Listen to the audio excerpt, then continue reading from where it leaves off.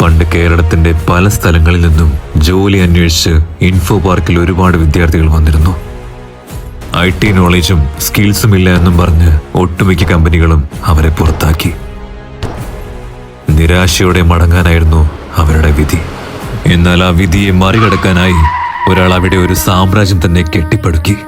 ആ സാമ്രാജ്യത്തിന് അയാൾ Luminar techno lab എന്നും പേരിട്ടു.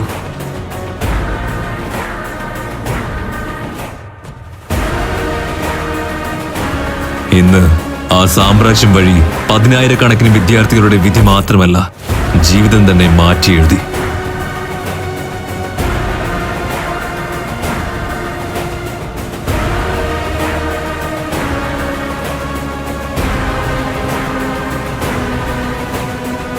ഇന്ന് ജോലി അന്വേഷിച്ച് ഈ മണ്ണിൽ കാലുകുത്തുന്ന ഏതൊരു വിദ്യാർത്ഥിക്കും നിരാശയോടെ മടങ്ങിപ്പോവേണ്ടി വരില്ല.